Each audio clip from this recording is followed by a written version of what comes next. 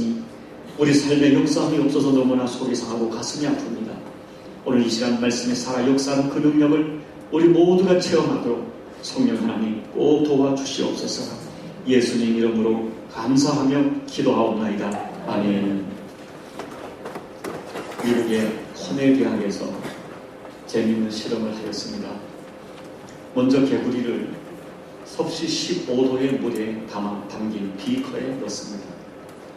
개구리는 수온이 15도일 때 가장 좋아하고 그 15도의 물에서 헤엄치는 것을 가장 좋아한다고 합니다. 그때 이 물의 온도를 아주 느린 속도로 조금씩 서서히 높였습니다. 아주 느린 속도로 가열되기 때문에 개구리는 지금 온도가 올라가는 것조차 느끼지 못하고 자기가 삶아지고 있다는 것을 깨닫지 못합니다. 결국 개구리는 탈출할 꿈도 꾸지 못하고 온도가 45도에 이르면 삼겨진 채로 죽음을 맞습니다. 처음부터 45도의 물에 개구리를 넣으면 놀라서 뛰쳐나왔겠지만 변화를 느끼지 못할 정도로 서서히 온도를 올릴 때 감각이 마비되어 온도가 올라가는 줄 모르고 죽어버리는 것입니다. 이 실험을 개구리 증후군이라고 불리는 실험입니다. 여러분, 저는 성경을 보면 은혜를 많이 받지만 때로는 두려움을 느낄 때가 있습니다. 그렇게 저를 두렵게 하는 성경 말씀 중에 가장 핵심적인 말씀이 마태복음 7장에 있는 산상수훈의 마지막 말씀입니다. 예수님은 산상수훈을 하실 때 시작을 팔복으로 시작하시지만 산상수훈의 결론을 장식하는 말씀은 너무나 두려운 말씀입니다. 나더러 주여 주여 하는 자마다 다 천국에 들어갈 것이 아니요 다만 하늘에 계신 내 아버지의 뜻대로 행하는 자라야 들어가리라. 그날에 많은 사람이 나더러 이르되 주여 주여 우리가 주의 이름으로 선지자 노릇하며 주의 이름으로 귀신을 쫓아내지 아니하여 주의 이름으로 귀신을 쫓아내며 주의 이름으로 많은 권능을 행하지 아니하였나이까리니 그때 내가 그들에게 밝히 말하되 내가 너희를 도무지 알지 못하니 불법을 행하는 자들아 내게서 떠나가라 하리라. 여러분, 주님께서는 마지막 날에 많은 사람이 예수님을 주님이라고 부르며 나아올 것이라고 하셨습니다. 그들은 주님을 부를 때 주여 주여 라고 거듭 부를 정도로 주님과의 친밀성을 나타냈습니다. 그들의 사역에는 기적 같은 놀라운 일들이 많이 일어났습니다. 귀신이 쫓기고 병자가 낫고 많은 권능이 나타났습니다. 그들은 교회에서 평범한 사람들이 아니라 선지자라고 불리는 리더의 직분을 가지고 있었습니다. 그런데 여러분, 정말 두려운 것은 주님께서 그들을 모두 거절하셨다는 것입니다. 주님은 단순히 내가 너희를 모른다 하지 아니하시고 도무지 모른다고 힘주어 부정하셨습니다. 심지어 그들이 행했던 모든 것을 불법이라고 말씀하시고 이 불법을 행하는 자들아 나를 떠나라고 강하게 말씀하셨습니다. 여러분, 제가 두려워하는 것은 주님이 지적하신 그 모습이 지금 우리들에게서 많이 일어나고 있는 일이라는 것입니다.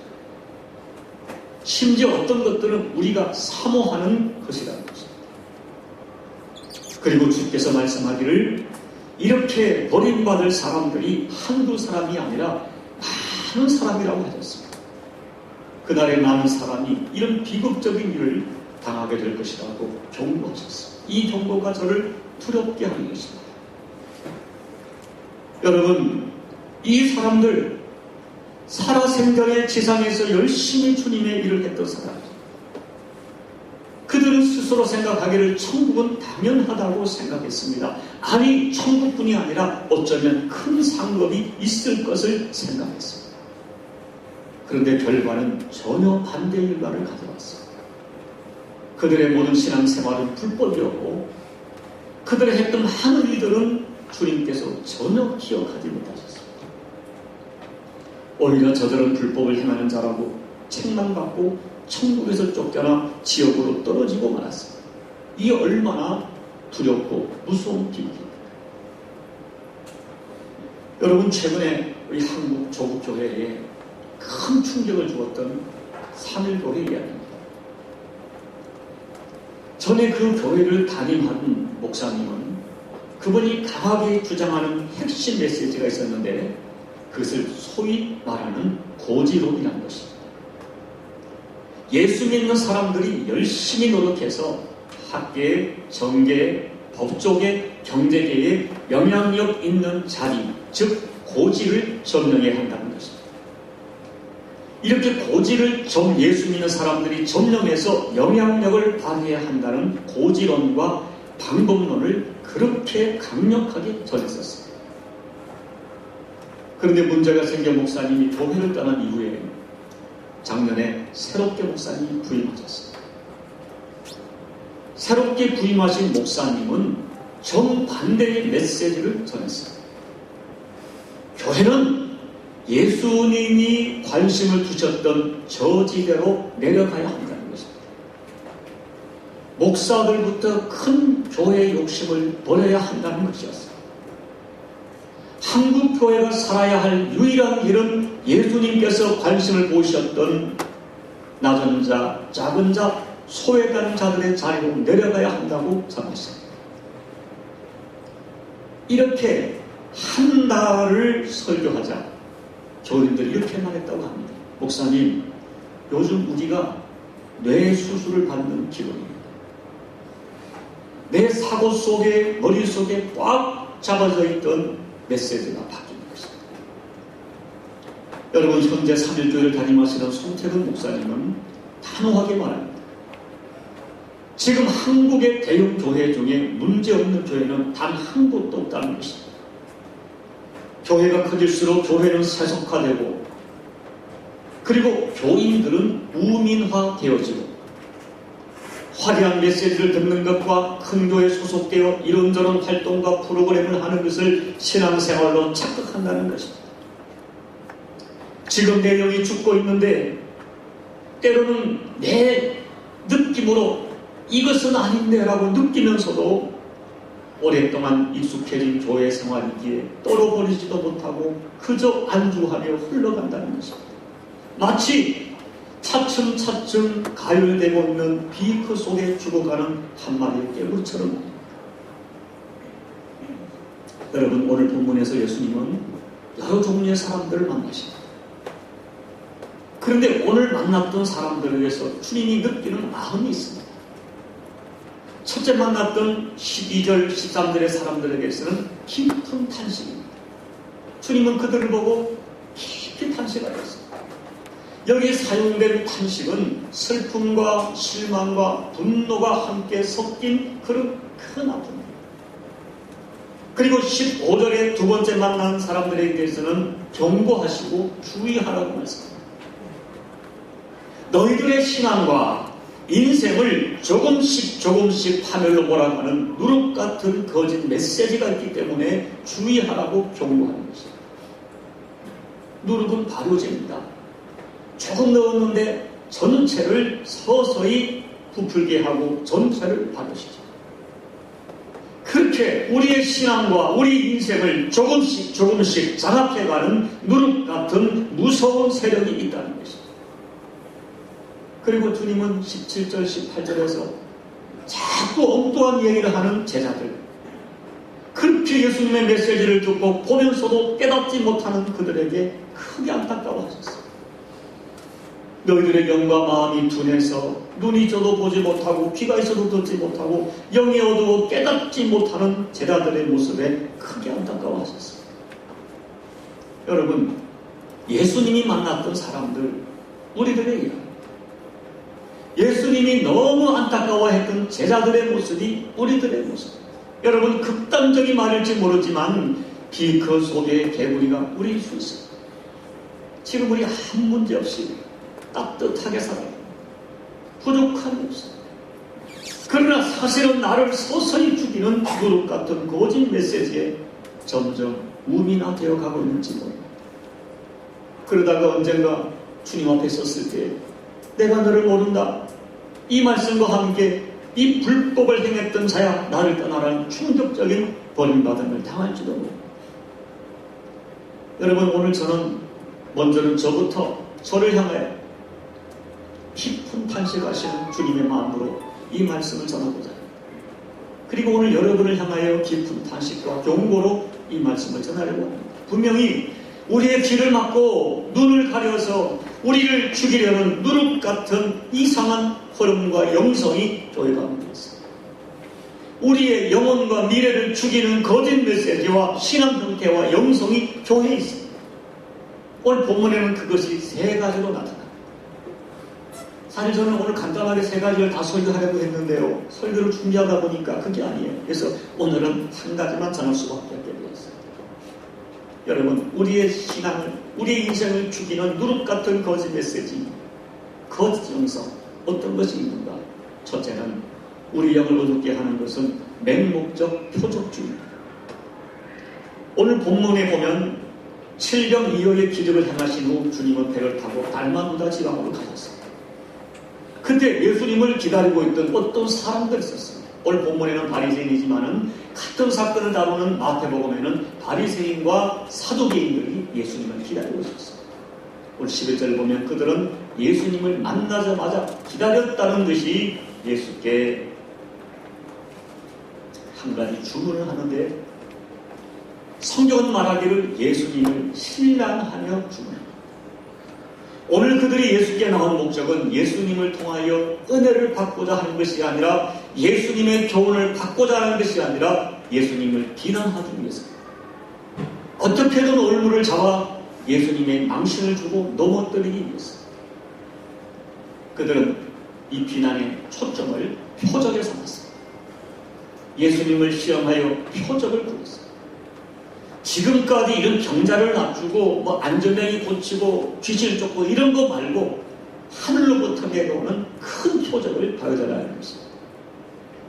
모세가 광야에서 만나를 내리게 한 것처럼, 여호수아가 해와 달을 멈추게 한 것처럼, 엘리야가 하늘에서 불을 내리게 한 것처럼 하늘로부터 내려오는 표적을 보여달라는 것입니다. 하늘로부터 오는 표적을 통해 당신이 메시아라는 것을, 하나님의 아들이라는 것을 증명해달라는 것입니다. 그러나 11절 말씀처럼 이 사람들은 예수를 믿으려고 표적을 구한 것이 아니라 예수님을 시험하려고 표적을 구한 것입니다. 사랑하는 여러분, 예수님은 이들의 생각을 다 하셨습니다. 예수님은 얼마든지 저들의 요구대로 하늘의 표적을 보여줄 수가 있었습니다. 그러나 이들의 마음을 읽고 어떻게 하십니까? 12절을 보시면 크게 깊이 탄식하셨어요.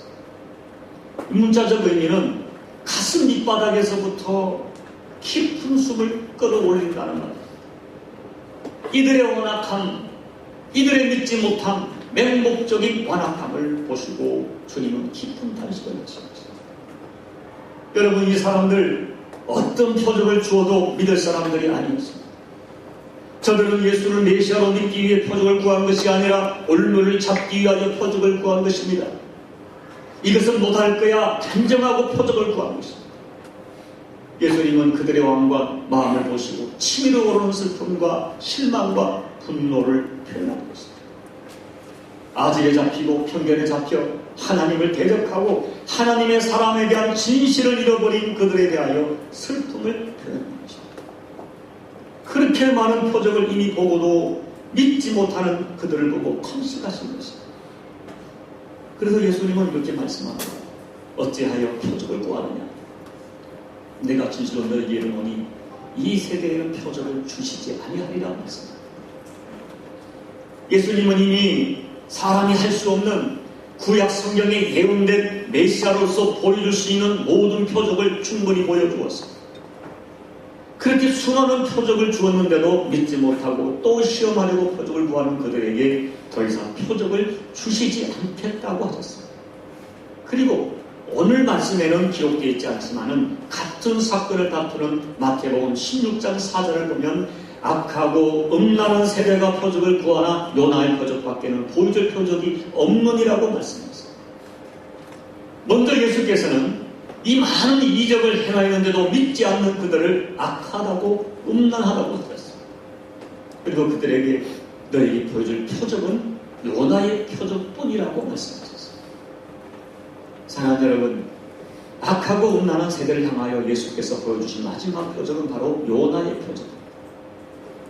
여러분이 아시는 대로 요나는 구약의 선지. 그는 당시 아시리아의 수도 니느웨로 가서 복음을 전하여 그들을 회개케 하라는 하나님의 말씀을 거부하고 다시스로 가다가 풍랑이는 바다에 빠져 커다란 물고기 뱃속에 들어갔어요.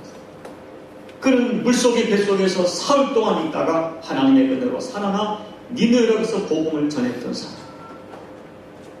예수님 말씀은 요나가 물고기 뱃속에서 3일을 지내다가 3일 만에 다시 살아난 것처럼 예수님께서 십자가에 달려 죽으셨다가 3일 만에 다시 부활할 것을 말씀하신 것입니다. 다시 말하면 너희들에게 이 악한 세대에 보여줄 진정한 표적은 예수님의 십자가의 죽으심과 부활, 이것이 예수께서 보여주실 최후의 표적이라는 것입니다.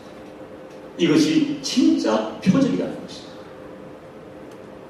여러분, 오늘 이 사건을 보면서 우리가 이 표적에 대하여 두 가지를 분명히 알아야 합니다. 첫째, 병을 고치고 귀신을 쫓고 노병역의 떡을 먹는 이것은 예수님이 이 땅에 오신 진정한 목적도 아니고 당연히 우리의 신앙의 목표가 되어서는 안 된다는 말입니다. 무슨 말이냐 하면 표적이 예수님이 이 땅에 오신 목적도 아니고 표적은 우리의 신앙의 목표가 될 수 없다는 것입니다. 여러분, 우리가 이 성경을 잘 이해를 해야 합니다. 유대인들은 메시아를 오해했어요. 유대인들은 생각하기를 메시아가 오시면 표적으로 그들을 구원할 것이라고 생각했어요. 표적을 일으키는 능력, 하늘문을 열어 만나를 내리는 능력, 그 능력으로 로마로부터 그들을 구원하고 가난과 질고로부터 그들을 구원하는 메시아를 그들은 기다렸어요. 그들이 기다리는 메시아는 정치적 해방과 경제적 부여를 가져다 주는 표적을 일으키는 능력의 메시아였어요. 그러나 예수님은 메시아의 진정한 사명은 표적이 아니라고 말씀합니다. 예수님께서는 인간의 진짜 문제는 죄라고 말씀하셨어요. 죄 때문에 인간의 모든 문제가 발생한다고 말씀하셨어요. 죄 때문에 반드시 죽고 심판받아 지옥의 저주를 받을 것이라고 하셨어요. 주님 말씀했어요. 얘들아, 한 사람이 온 천하를 다 얻는다 하자. 그러나 그 사람 죄 때문에 망하고 죄 때문에 심판받고 죄 때문에 지옥에 떨어질 것이라고 하셨어요. 그러면 그가 얻은 온 천하가 무슨 의미가 있느냐고 말씀하셨어요. 그러므로 메시아의 참된 사명은 인간의 근본 문제인 죄의 저주와 심판으로부터 인간을 구원하는 것이라고 하셨어요. 그러므로 저들을 구원하시려고 십자가를 지시고 3일 만에 부활하신 것이 메시아가 보여줄 진짜 사명이요 진짜 표적이라고 하신 것입니다. 두 번째 우리가 알아야 될 것은 표적은 사람을 구원하지도 변화시키지도 못합니다. 그러나 요나의 표적으로 불려지는 십자가는 사람을 구원하고 사람을 변화시킨다는 것입니다.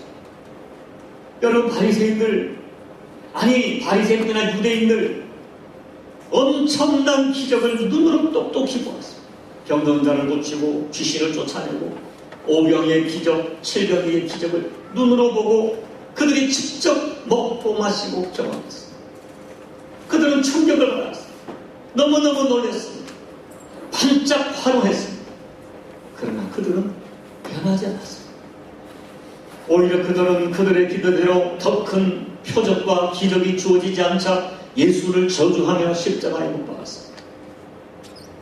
여러분, 출애굽기의 이스라엘 백성들 표적과 기적에 묻혀 살았습니다. 그러나 그들은 반짝 환호했지만 진정으로 변하지 않았습니다. 조그만 목마름에 원망했고 먹을 음식이 조그만 불편해도 그들은 하늘을 향하여 불평을 쏟아부었습니다. 사랑하는 성도 여러분, 왜 십자가가 부활의 진짜 표적입니까? 십자가와 부활만이 우리를 죄에서 구원하는 유일한 길이기 때문입니다. 십자가만이 우리를 살리는 진짜 기적 길이기 때문에 그렇습니다. 여러분, 예수님이 십자가에서 죽으심으로 내 죄가 용서받았고 내가 하나님의 자녀가 되는 권세를 갖습니다. 어떤 표적도 우리를 죄에서 구원하지 못합니다. 용서하지 못합니다. 하나님의 자녀의 권세를 줄 수가 없습니다. 오직 십자가만이 우리에게 구원과 하나님의 자녀의 권세를 줍니다.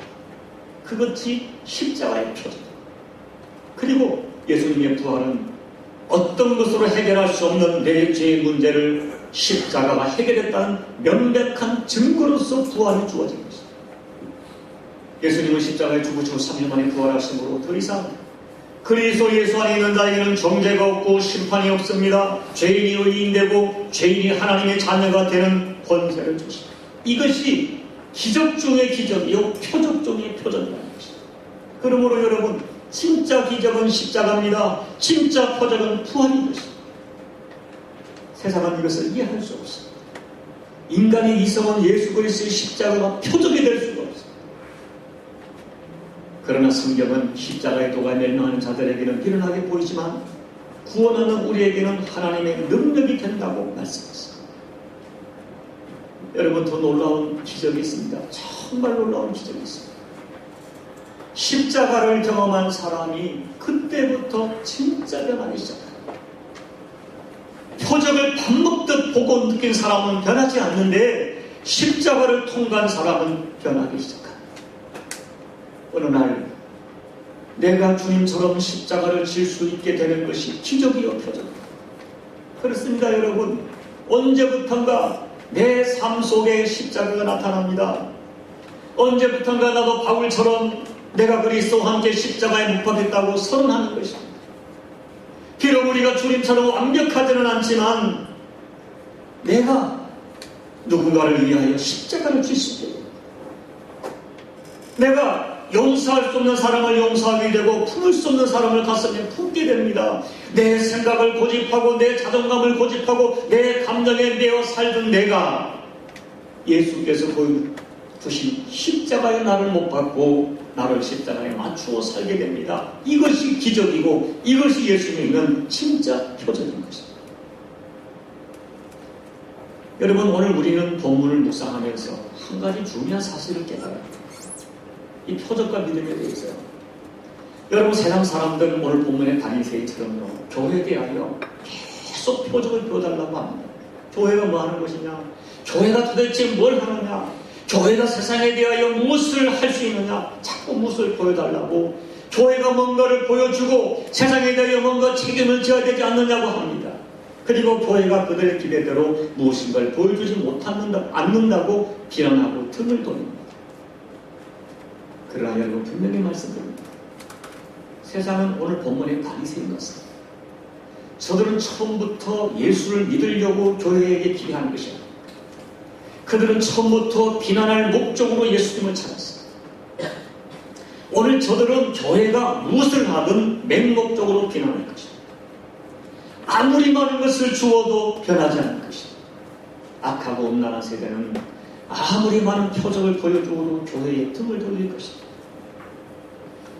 그렇다고 교회가 세상을 정지하거나 등을 돌릴 수 없습니다. 여러분, 오늘 교회가 세상을 향하여 보여줄 진짜 표적은 십자가입니다. 낮은 곳은 내려가 희생하고 죽어질 때만이 세상을 변화시키는 진짜 표적이 나타날 것입니다. 여러분, 또 하나 말씀을 준비하면 그런 생각을 했습니다. 혹시 여러분, 내가 예수를 이렇게 신실하게 믿는데도 내 삶 속에 하나님의 응답이 없고 하나님의 표적이 나타나지 않기 때문에 낙심하는 분이 계십니까? 여러분, 낙심해서는 안 됩니다. 여러분, 오늘 제 말은 표적을 부여하는 것이 아닙니다. 여러분, 저는요, 표적을 목마르게 구하는 사람입니다. 저는 특히 우리 교우들, 삶의 여러 가지 문제로 아파하는 교우들, 그들의 삶에 하나님 주시는 표적이 나타났으면 정말 좋겠어요. 지난주에는 하나님께서 새벽마다 어느 한 교우를 위하여 특별히 기도하게 하시고, 제가 그 사람을 위해서 좀 가서 안수하면 좋겠는데 잘 이 기회가 주어지지 않아요. 왜 저렇게 신실하게 하나님을 믿고 새벽마다 눈물로 기도하는데 하나님은 그에게 나타나지 않는가? 여러분, 목사인 저요, 여러분의 삶 속에 하나님이 주시는 기적과 표적이 정말 나타났으면 좋겠어요. 나타나지 않는 표적 때문에 저도 마음이 아플 때가 많습니다. 그러나 여러분, 다시 한번 말씀드립니다. 우리가 잊어서는 안 됩니다.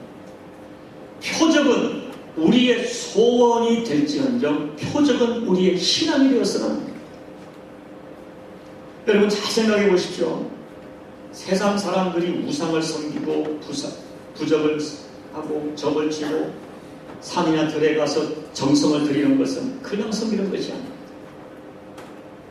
자신들의 필요, 자신들의 요구 조건, 자기들의 기대를 들어주고 채워줄 수 있다고 생각하기 때문에 우상을 섬깁니다.